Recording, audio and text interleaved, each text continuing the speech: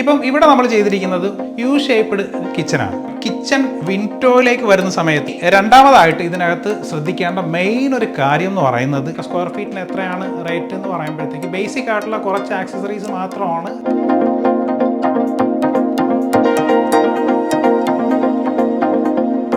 Home ഇൻറ്റീരിയറിനെ കുറിച്ചിട്ട് സംസാരിക്കുമ്പോൾ നമ്മുടെയൊക്കെ മനസ്സിൽ ആദ്യം ഓടിയെത്തുന്നൊരു സംഗതിയാണ് മോഡുലാർ കിച്ചൺ.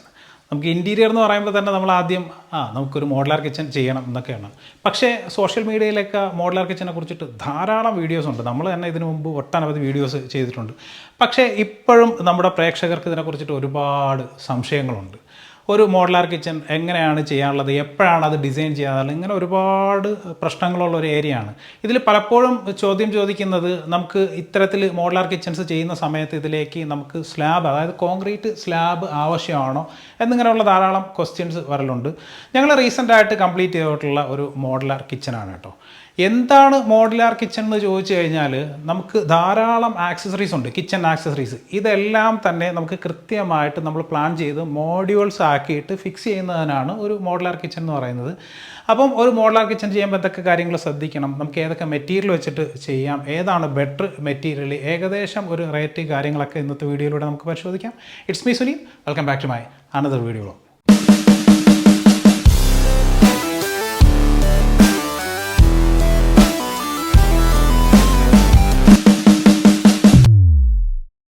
നമുക്ക് മോഡുലാർ കിച്ചൺ എത്ര ടൈപ്പ് ഉണ്ടെന്ന് നോക്കാം. സ്വാഭാവികമായിട്ടും നമ്മൾ ചെയ്യുന്നതാണ് എൽ ഷേപ്പ്ഡ് കിച്ചൺ, അതുപോലെ തന്നെ U shaped kitchen, parallel kitchen, island kitchen, ഇങ്ങനെ ഒട്ടനവധി മോഡുലാർ ഡിസൈൻസ് ഉണ്ട്. പക്ഷേ ഇതൊക്കെ ചെയ്യുന്ന സമയത്ത് നമ്മൾ ആ ഒരു കിച്ചൻ്റെ സ്പേസ് അത് മാക്സിമം നമ്മൾ കാൽക്കുലേറ്റ് ചെയ്തിട്ടാണ് നമുക്ക് ഏത് ടൈപ്പിലുള്ള ഒരു ഡിസൈനിലേക്ക് പോവേണ്ടതെന്ന് നമ്മൾ തീരുമാനിക്കുന്നത്. ഇപ്പം ഇവിടെ നമ്മൾ ചെയ്തിരിക്കുന്നത് യു ഷേപ്പ്ഡ് കിച്ചനാണ്. ഇനി മോഡുലാർ കിച്ചൺ ചെയ്യുമ്പോഴത്തേക്ക് എപ്പോഴും ശ്രദ്ധിക്കേണ്ടുന്ന ഒരു കാര്യം, നമ്മൾ നേരത്തെ പറഞ്ഞു സ്ലാബിൻ്റെ ആവശ്യമില്ല നമുക്ക്, നമ്മൾ മോഡ്യൂൾസ് വെച്ചിട്ടാണ് ഇത്തരത്തിലൊരു കിച്ചൺ ചെയ്യുന്നത്. അതുകൊണ്ട് തന്നെ നമുക്ക് കിച്ചൺ നമ്മൾ വർക്ക് ചെയ്യുന്ന സമയത്ത് നമുക്ക് ഒരു തരത്തിലുള്ള സ്ലാബ്സ് കാര്യങ്ങളൊന്നും കിച്ചണിലേക്ക് ആവശ്യമില്ല. നമ്മൾ മെയിനായിട്ട് ശ്രദ്ധിക്കേണ്ടത് നമുക്ക് കൃത്യമായിട്ടുള്ള നമ്മുടെ ഇലക്ട്രിക് പോയിൻറ്റ്സ് എവിടെയൊക്കെ വരണം എന്നുള്ളത് നേരത്തെ തന്നെ നമ്മൾ പ്ലാൻ ചെയ്തേക്കണം. അതുപോലെ തന്നെ ഇതുപോലെ നമ്മുടെ പിന്നെ LED ലൈറ്റ്സോ പ്രൊഫൈലോ ഒക്കെ വരുന്നുണ്ടെങ്കിൽ അതിൻ്റെയൊക്കെ ഇലക്ട്രിക് പോയിൻറ്റ് നമ്മൾ ക്ലിയർ ചെയ്തിരിക്കണം. ഇനി രണ്ടാമതായിട്ട് ഇതിനകത്ത് ശ്രദ്ധിക്കേണ്ട മെയിൻ ഒരു കാര്യം എന്ന് പറയുന്നത് ഇതിൻ്റെ ഒരു ഹൈറ്റാണ്. അതിനു മുന്നേ നമുക്ക് സാധാരണ കിച്ചണിൽ നമുക്കൊരു മോഡുലാർ കിച്ചണിൽ ഒരു ബേസ് യൂണിറ്റ്, നമ്മൾ ഈ കാണുന്ന ഒരു ബേസ് യൂണിറ്റ്, അതുപോലെ തന്നെ നമുക്കൊരു ഓവർ ഹെഡ് യൂണിറ്റ്, ഇങ്ങനെയാണ് ഒരു മോഡുലാർ കിച്ചണിൽ വരുന്നത്. പിന്നെ നമുക്ക് ലോഫ്റ്റ് എന്നൊക്കെ പറയാം നമ്മുടെ ടോപ്പിലേക്കുള്ളത്. ഇനി ഇത്തരത്തിൽ മോഡുലാർ കിച്ചൺ ചെയ്യുമ്പോൾ ഏറ്റവും പ്രധാനമായിട്ട് ശ്രദ്ധിക്കേണ്ട ഒരു സംഗതിയാണ് നമ്മുടെ ഈ ഒരു കൗണ്ടർ ടോപ്പ് ഹൈറ്റ് എന്ന് പറയുന്നത്. ഈ ഒരു ഹൈറ്റ്, ഒരു സ്റ്റാൻഡേർഡ് ഹൈറ്റ് നമുക്കൊരു 90 സെൻറ്റിമീറ്റർ എന്ന് പറയാം. 85 to 90, അതിപ്പോൾ നമ്മുടെ ഓരോ ആളുകളുടെ, ഇത് യൂസ് ചെയ്യുന്ന ഓരോ ആളുകളുടെയും ഹൈറ്റ് അനുസരിച്ചിട്ട് നമുക്ക് കാൽക്കുലേറ്റ് ചെയ്യാം. ഏറ്റവും സിമ്പിളായിട്ടുള്ളൊരു മാർഗ്ഗം എന്ന് പറഞ്ഞു കഴിഞ്ഞാൽ ശരിക്കും ഇതൊക്കെ വർക്ക് ചെയ്യുന്ന സമയത്ത് ജസ്റ്റ് ആരാണോ കിച്ചൺ കൂടുതലായിട്ട് യൂസ് ചെയ്യുന്നത് അവർ വന്ന് നിന്നിട്ട് ഈ ഹൈറ്റ് ഒന്ന് മാർക്ക് ചെയ്യലാണ്. ഇനി ഒരു മോഡുലാർ കിച്ചനെ സംബന്ധിച്ചിടത്തോളം നമുക്ക് ഈ താഴെ കാണുന്നതാണ് നമ്മുടെ ഒരു ബേസ് യൂണിറ്റ് എന്ന് പറയുന്നത്. ഇതിൻ്റെ ഹൈറ്റാണ് ഞാൻ പറഞ്ഞത്, ഏകദേശം ഒരു 90 വരെയാണ് നമുക്ക് മാക്സിമം കൊടുക്കാൻ പറ്റുന്ന ഒരു ഹൈറ്റ്. അതായത് നമ്മുടെ ഈ മുകളിലേക്കുള്ള കൗണ്ടർ ടോപ്പ്, അതായത് ഗ്രാനൈറ്റ് ഫിനിഷ് കൂടെ വരുമ്പോഴാണ് ഈ ഒരു 90 സെൻറ്റിമീറ്റർ നമുക്ക് കൊടുക്കാനായിട്ട് സാധിക്കുക. ഇനി പ്രധാനമായിട്ടും കിച്ചൺ വിൻഡോയിലേക്ക് വരുന്ന സമയത്ത് നമുക്ക് പഴയ കാലങ്ങളിലൊക്കെ നമുക്കറിയാം നമ്മുടെ വിൻഡോ എന്ന് പറയുന്നത് നമ്മുടെ ലിൻറ്റൽ ലെവലിൽ നിന്ന്, അതായത് 210 ഹൈറ്റ്, ഡോർ ഹൈറ്റിൽ നിന്ന് താഴേക്ക് 1 മീറ്റർ കൊണ്ടുവന്നിട്ടാണ് നമ്മൾ ഇത്തരത്തിൽ വിൻഡോസ് കാര്യങ്ങളൊക്കെ ചെയ്തുകൊണ്ടിരുന്നത്. പക്ഷേ ആ സമയത്ത് നമുക്ക് ഇവിടെ കുറേ അധികം നമ്മുടെ സ്പേസ് വേസ്റ്റ് ആയിട്ട് പോകും. അപ്പം അതിന് ഏറ്റവും ബെറ്ററായിട്ടുള്ളതാണ് ഇതുപോലുള്ള ഏകദേശം ഒരു 60 സെൻറ്റിമീറ്റർ ഹൈറ്റിലുള്ള, നമുക്ക് കുറച്ചുകൂടെ വേണമെങ്കിൽ ലോങ് ലെങ്ത് വിൻഡോസ് കൊടുക്കാം. ആ രീതിയിൽ വിൻഡോ പ്ലേസ് ചെയ്ത് കഴിഞ്ഞാൽ ഇതിൻ്റെ കൃത്യം, അതായത് 210 ഹൈറ്റിൽ നിന്ന് താഴേക്ക് ഒരു 50-60 സെൻറ്റിമീറ്ററിലേക്ക് ഇതുപോലുള്ള മനോഹരമായ യൂണിറ്റ്സുകൾ നമുക്ക് സെറ്റ് ചെയ്യാനായിട്ട് സാധിക്കും. ഇവിടുത്തെ ഒരു വിൻഡോ നമ്മൾ ചെയ്തിരിക്കുന്നത് നമ്മുടെ അലൂമിനിയം അൾജീരിയൻ പ്രൊഫൈൽ വെച്ചിട്ടാണ്. ഇത് സ്ലൈഡിംഗ് ആണ്. അത്യാവശ്യം പകൽ സമയങ്ങളിലൊക്കെ നല്ല രീതിയിൽ വെളിച്ചം അതുപോലെ തന്നെ കാറ്റും ഒക്കെ കിട്ടുന്നുണ്ട്. പിന്നെ സേഫ്റ്റിക്ക് വേണ്ടിയിട്ട് ചെറിയൊരു ഗ്രില്ല് കാര്യങ്ങളൊക്കെയാണ് ഇവിടെ ചെയ്തിരിക്കുന്നത്. അപ്പോൾ കിച്ചൺ ചെയ്യുന്നവർ പ്രത്യേകിച്ചും ഈ വിൻഡോയുടെ പ്ലേസ്മെൻറ്റ് അതുപോലെ തന്നെ ഈ ഒരു സൈസ് കൃത്യമായിട്ട് ഓർത്ത് വെച്ച് കഴിഞ്ഞാൽ നമ്മുടെ കിച്ചൺ കുറച്ച് നല്ല രീതിയിൽ മനോഹരമായിട്ട് മാറും കേട്ടോ. നമ്മൾ ഇവിടെ ഈ ഒരു കിച്ചണിൽ ചെയ്തിരിക്കുന്ന മെറ്റീരിയലിനെ കുറിച്ചിട്ട് പറയുവാണെങ്കിൽ ഇത് മറൈൻ പ്ലൈവുഡിലാണ് ഈ കിച്ചൺ പൂർണ്ണമായിട്ടും ചെയ്തിരിക്കുന്നത്.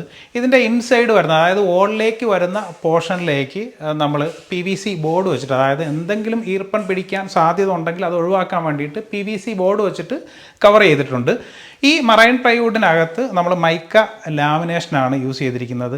ഇത് തന്നെ നമുക്ക് PU പെയിൻറ്റ് കൊണ്ടുവരാം. ഇപ്പം ഈ ലാക്യേഡ് ഗ്ലാസ് അങ്ങനെ ഉണ്ട്, പ്യുവർ ഗ്ലാസ്സിൽ ചെയ്യാനായിട്ട് പറ്റും.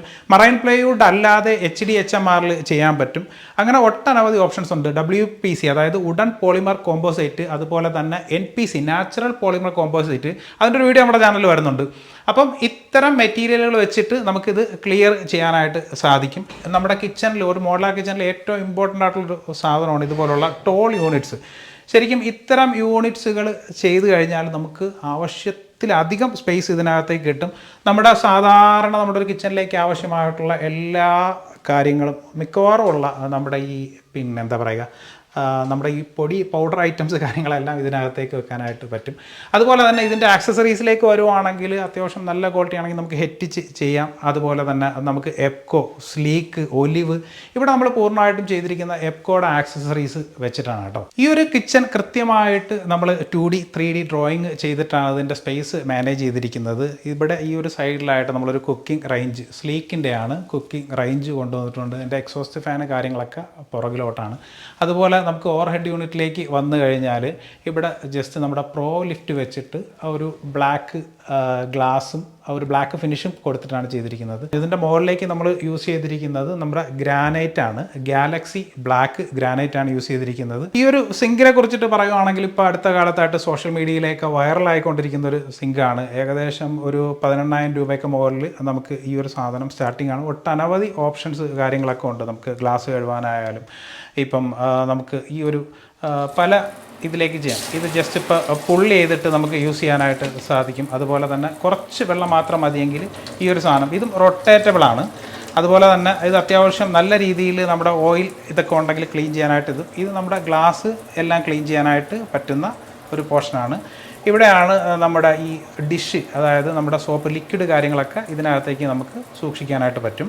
ഇനി 1-2 കാര്യങ്ങൾ കൂടി. ഇതിപ്പോൾ നമ്മുടെ ആ ഒരു സിങ്ക് വരുന്ന ആ ഒരു സ്പേസ് ആണ്. ഇതിന് താഴേക്ക് കൃത്യമായിട്ട് നമ്മൾ ചെറിയൊരു വേസ്റ്റ് ബാസ്ക്കറ്റ് നമ്മൾ ഇവിടെ കൊടുത്തിട്ടുണ്ട്.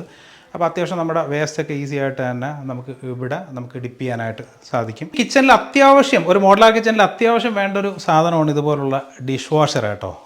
ഭയങ്കര യൂസാണ് നമ്മുടെ പാത്രം, അതായത് പ്ലേറ്റ്സ് കാര്യങ്ങളൊക്കെ ക്ലീൻ ചെയ്യാൻ വേണ്ടിയിട്ട്. ഇത് ജസ്റ്റ് ഇതിൻ്റെ കൃത്യമായിട്ടുള്ള സൈസ് നമ്മൾ നേരത്തെ തന്നെ നമുക്ക് നോക്കി വെച്ച് കഴിഞ്ഞാൽ നമുക്ക് ആ ഒരു സ്പേസ് വിട്ട് കഴിഞ്ഞാൽ നമുക്ക് ആ ഒരു കിച്ചണിലേക്ക് ഇത് ഇൻബിൽഡായിട്ട് ചെയ്യാനായിട്ട് സാധിക്കും.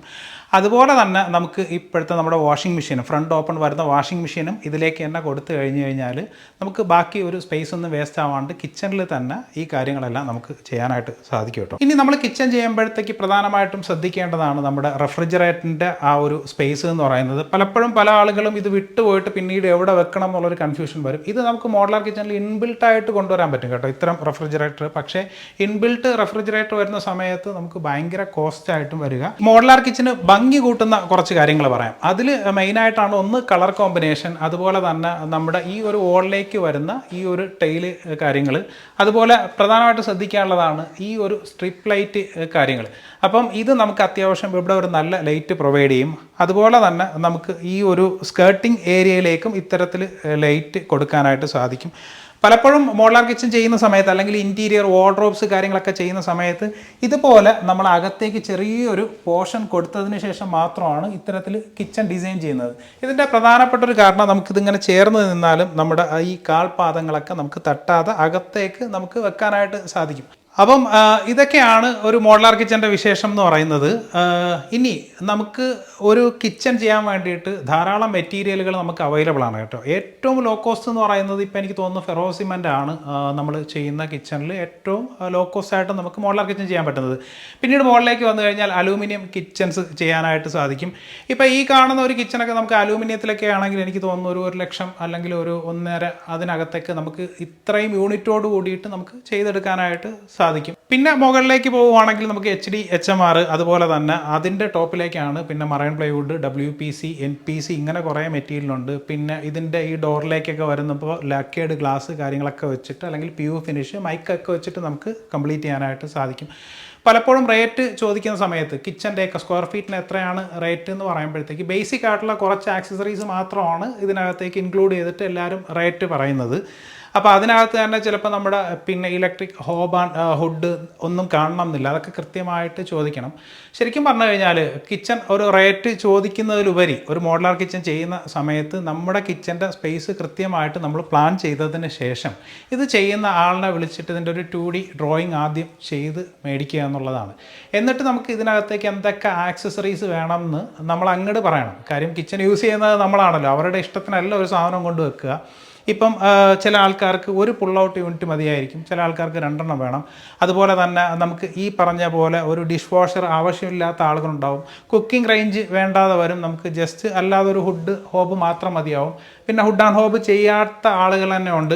ഇപ്പോൾ പലപ്പോഴും നമ്മൾ സോളാറൊക്കെ വെക്കുന്ന സമയത്ത് ശരിക്കും ഇത്തരത്തിലുള്ള LPG ഒക്കെ ഒഴിവാക്കിയിട്ട് നമ്മൾ ഇൻഡക്ഷൻ കുക്കേഴ്സാണ് കൊണ്ടുവരുന്നത്.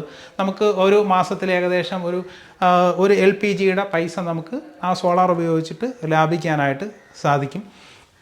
പിന്നെ മുകളിലേക്ക് വരുന്ന ഈ ഒരു കൗണ്ടർ ടോപ്പ് ഏതാണെന്നുള്ളത് കൃത്യമായിട്ട് മെൻഷൻ ചെയ്യണം, എന്നാലാണ് നമുക്കത് റേറ്റ് പറയാൻ പറ്റും. ഇപ്പം നമുക്ക് നമ്മുടെ നമ്മുടെ വൈറ്റ് ഗ്രാനൈറ്റൊക്കെ ആണെങ്കിൽ, ആർട്ടിഫിഷ്യൽ ഗ്രാനൈറ്റൊക്കെ ആണെങ്കിൽ സ്ക്വയർ ഫീറ്റിന് ഏകദേശം ഒരു 500 എബോ ഒക്കെയാണ് റേറ്റ് വരുന്നത്. നമുക്ക് ഇതുപോലൊരു കിച്ചണൊക്കെ ചെയ്യുവാണെങ്കിൽ സ്ക്വയർ ഫീറ്റ് ഏകദേശം ഒരു 2000 എബോ ഒക്കെ റേറ്റ് വരും.